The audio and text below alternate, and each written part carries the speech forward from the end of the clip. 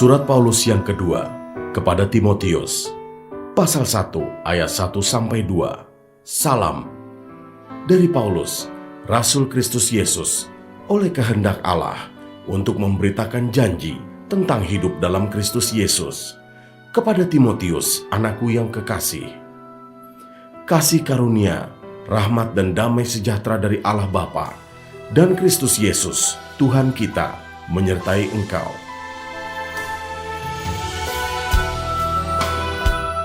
Ayat 3-18, ucapan syukur dan nasihat untuk bertekun. Aku mengucap syukur kepada Allah, yang kulayani dengan hati nurani, yang murni seperti yang dilakukan nenek moyangku, dan selalu aku mengingat engkau dalam permohonanku, baik siang maupun malam. Dan apabila aku terkenang akan air matamu yang kau curahkan, aku ingin melihat engkau kembali, supaya penuhlah kesukaanku. Sebab aku teringat akan imanmu yang tulus ikhlas, yaitu iman yang pertama-tama hidup di dalam nenekmu Lois dan di dalam ibumu Yunike, dan yang aku yakin hidup juga di dalam dirimu. Karena itulah kuperingatkan engkau untuk mengobarkan karunia Allah yang ada padamu oleh penumpangan tanganku atasmu. Sebab Allah memberikan kepada kita bukan roh ketakutan, melainkan roh yang membangkitkan kekuatan, kasih, dan ketertiban. Jadi janganlah malu bersaksi tentang Tuhan kita, dan janganlah malu karena aku, seorang hukuman karena Dia, melainkan ikutlah menderita bagi Injilnya oleh kekuatan Allah. Dialah yang menyelamatkan kita dan memanggil kita dengan panggilan kudus, bukan berdasarkan perbuatan kita, melainkan berdasarkan maksud dan kasih karunia-Nya sendiri, yang telah dikaruniakan kepada kita dalam Kristus Yesus sebelum permulaan zaman, dan yang sekarang dinyatakan oleh kedatangan Juru Selamat kita, Yesus Kristus, yang oleh Injil telah mematahkan kuasa maut dan mendatangkan hidup yang tidak dapat binasa. Untuk Injil inilah aku telah ditetapkan sebagai pemberita, sebagai rasul dan sebagai guru. Itulah sebabnya aku menderita semuanya ini, tetapi aku tidak malu, karena aku tahu kepada siapa aku percaya, dan aku yakin bahwa Dia berkuasa memeliharakan apa yang telah dipercayakannya kepadaku hingga pada hari Tuhan. Peganglah segala sesuatu yang telah engkau dengar daripadaku sebagai contoh ajaran yang sehat, dan lakukanlah itu dalam iman dan kasih dalam Kristus Yesus. Peliharalah harta yang indah yang telah dipercayakannya kepada kita oleh Roh Kudus yang diam di dalam kita. Engkau tahu bahwa semua mereka yang di daerah Asia Kecil berpaling daripadaku, termasuk Figelus dan Hermogenes. Tuhan kiranya mengaruniakan rahmat-Nya kepada keluarga Onesiforus, yang telah berulang-ulang menyegarkan hatiku. Ia tidak malu menjumpai aku di dalam penjara. Ketika di Roma, ia berusaha mencari aku dan sudah juga menemui aku. Kiranya Tuhan menunjukkan rahmat-Nya kepadanya pada harinya. Betapa banyaknya pelayanan yang ia lakukan di Efesus, engkau lebih mengetahuinya daripadaku.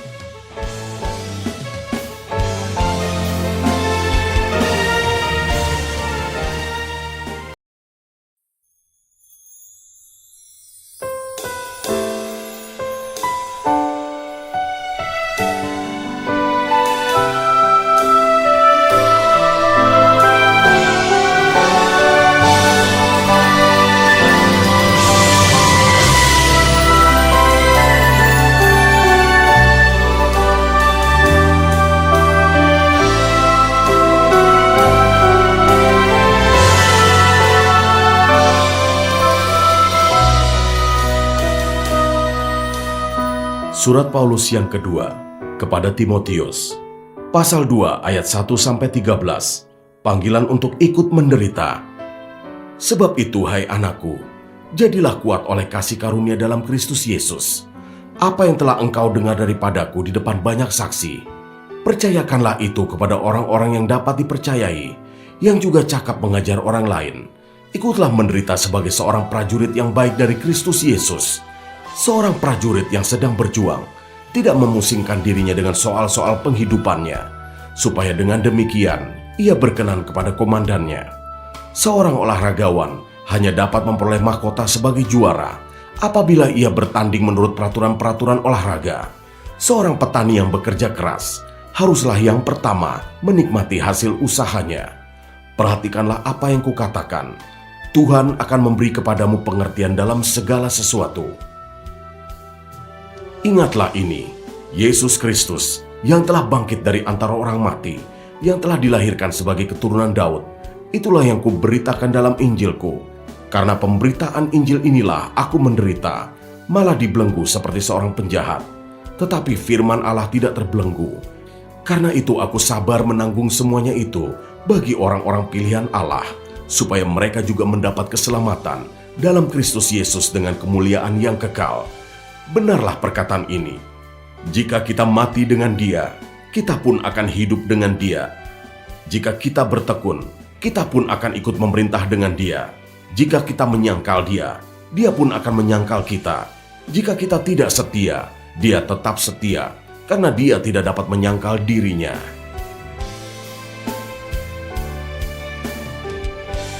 Ayat 14-26. Nasihat dalam menghadapi pengajar yang sesat. Ingatkanlah dan pesankanlah semuanya itu dengan sungguh-sungguh kepada mereka di hadapan Allah, agar jangan mereka bersilat kata, karena hal itu sama sekali tidak berguna, malah mengacaukan orang yang mendengarnya.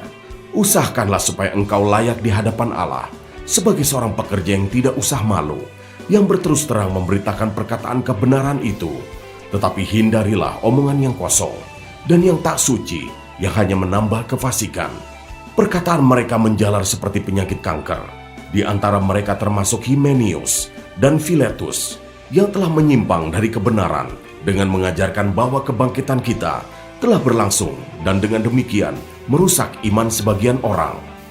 Tetapi dasar yang diletakkan Allah itu teguh, dan materainya ialah Tuhan mengenal siapa kepunyaannya, dan setiap orang yang menyebut nama Tuhan hendaklah meninggalkan kejahatan. Dalam rumah yang besar bukan hanya terdapat perabot dari emas dan perak, melainkan juga dari kayu dan tanah. Yang pertama dipakai untuk maksud yang mulia, dan yang terakhir untuk maksud yang kurang mulia. Jika seorang menyucikan dirinya dari hal-hal yang jahat, ia akan menjadi perabot rumah untuk maksud yang mulia. Ia dikuduskan, dipandang layak untuk dipakai tuannya, dan disediakan untuk setiap pekerjaan yang mulia. Sebab itu jauhilah nafsu orang muda, kejarlah keadilan, kesetiaan, kasih dan damai bersama-sama dengan mereka yang berseru kepada Tuhan dengan hati yang murni. Hindarilah soal-soal yang dicari-cari, yang bodoh dan tidak layak. Engkau tahu bahwa soal-soal itu menimbulkan pertengkaran, sedangkan seorang hamba Tuhan tidak boleh bertengkar, tetapi harus ramah terhadap semua orang. Ia harus cakap mengajar, sabar, dan dengan lemah lembut dapat menuntun orang yang suka melawan, sebab mungkin Tuhan memberikan kesempatan kepada mereka untuk bertobat dan memimpin mereka sehingga mereka mengenal kebenaran, dan dengan demikian mereka menjadi sadar kembali karena terlepas dari jerat iblis yang telah mengikat mereka pada kehendaknya.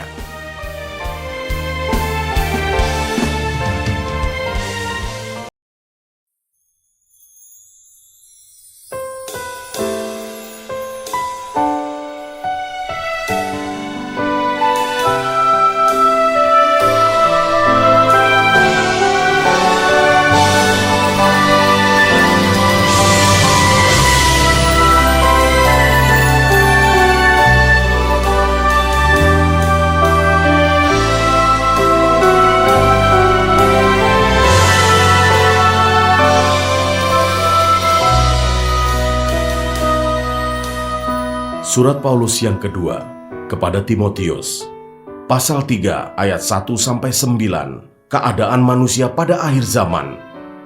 Ketahuilah bahwa pada hari-hari terakhir akan datang masa yang sukar. Manusia akan mencintai dirinya sendiri dan menjadi hamba uang. Mereka akan membual dan menyombongkan diri. Mereka akan menjadi pemfitnah. Mereka akan berontak terhadap orang tua dan tidak tahu berterima kasih, tidak mempedulikan agama, tidak tahu mengasihi, tidak mau berdamai, suka menjelekkan orang, tidak dapat mengekang diri, garang, tidak suka yang baik, suka mengkhianat, tidak berpikir panjang, berlagak tahu, lebih menuruti hawa nafsu daripada menuruti Allah. Secara lahiriah, mereka menjalankan ibadah mereka, tetapi pada hakikatnya mereka memungkiri kekuatannya. Jauhilah mereka itu. Sebab di antara mereka terdapat orang-orang yang menyelundup ke rumah orang lain dan menjerat perempuan-perempuan lemah yang syarat dengan dosa dan dikuasai oleh berbagai-bagai nafsu. yang walaupun selalu ingin diajar, namun tidak pernah dapat mengenal kebenaran. Sama seperti Yanes dan Yambres menentang Musa, demikian juga mereka menentang kebenaran. Akal mereka bobrok dan iman mereka tidak tahan uji. Tetapi sudah pasti mereka tidak akan lebih maju, karena seperti dalam hal Yanes dan Yambres, kebodohan mereka pun akan nyata bagi semua orang.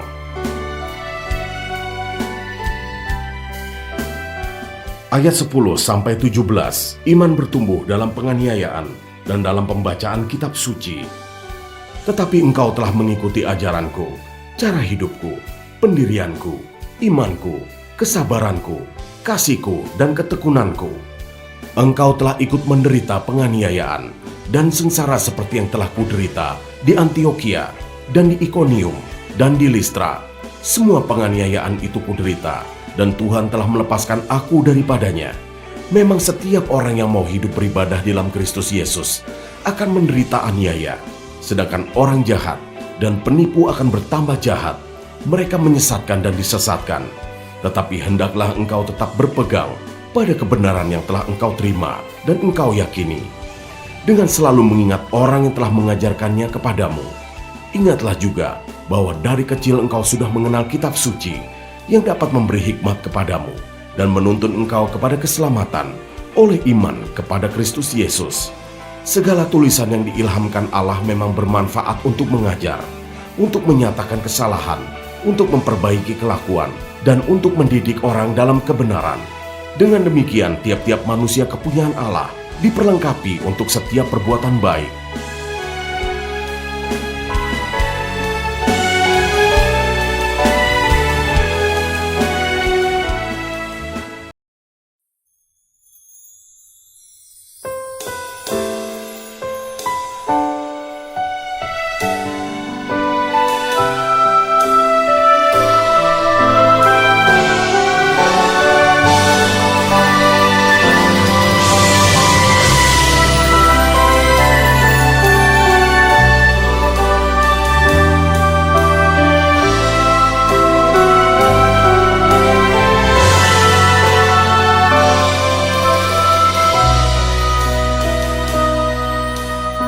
Surat Paulus yang kedua kepada Timotius, pasal 4 ayat 1-8. Penuhilah panggilan pelayananmu. Di hadapan Allah dan Kristus Yesus yang akan menghakimi orang yang hidup dan yang mati, aku berpesan dengan sungguh-sungguh kepadamu demi penyataannya dan demi kerajaannya. Beritakanlah firman, siap sedialah baik atau tidak baik waktunya. Nyatakanlah apa yang salah. Tegurlah dan nasihatilah dengan segala kesabaran dan pengajaran, karena akan datang waktunya orang tidak dapat lagi menerima ajaran sehat, tetapi mereka akan mengumpulkan guru-guru menurut kehendaknya untuk memuaskan keinginan telinganya. Mereka akan memalingkan telinganya dari kebenaran dan membukanya bagi dongeng. Tetapi kuasailah dirimu dalam segala hal, sabarlah menderita. Lakukanlah pekerjaan pemberita Injil dan tunaikanlah tugas pelayananmu. Mengenai diriku, darahku sudah mulai dicurahkan sebagai persembahan, dan saat kematianku sudah dekat. Aku telah mengakhiri pertandingan yang baik. Aku telah mencapai garis akhir, dan aku telah memelihara iman. Sekarang telah tersedia bagiku mahkota kebenaran yang akan dikaruniakan kepadaku oleh Tuhan, Hakim yang adil, pada harinya. Tetapi bukan hanya kepadaku, melainkan juga kepada semua orang yang merindukan kedatangannya.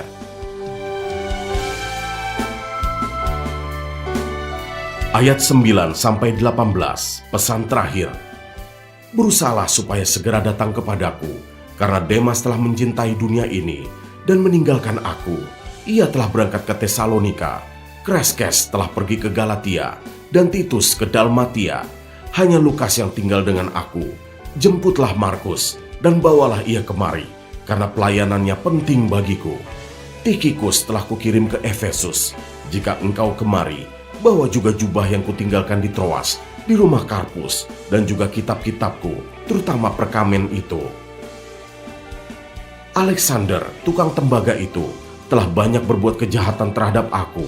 Tuhan akan membalasnya menurut perbuatannya. Hendaklah engkau juga waspada terhadap dia, karena dia sangat menentang ajaran kita. Pada waktu pembelaanku yang pertama, Tidak seorang pun yang membantu aku. Semuanya meninggalkan aku. Kiranya hal itu jangan ditanggungkan atas mereka.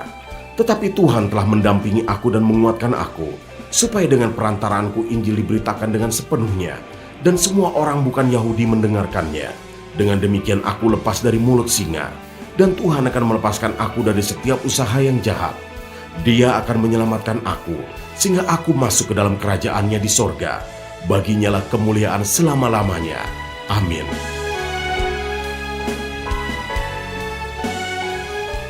Ayat 19-22. Salam. Salam kepada Priska dan Aquila dan kepada keluarga Onesiforus. Erastus tinggal di Korintus, dan Trofimus kutinggalkan dalam keadaan sakit di Miletus. Berusahalah kemari sebelum musim dingin. Salam dari Ebulus, dan Pudes, dan Linus, dan Claudia, dan dari semua saudara. Tuhan menyertai rohmu, kasih karunia-Nya menyertai kamu.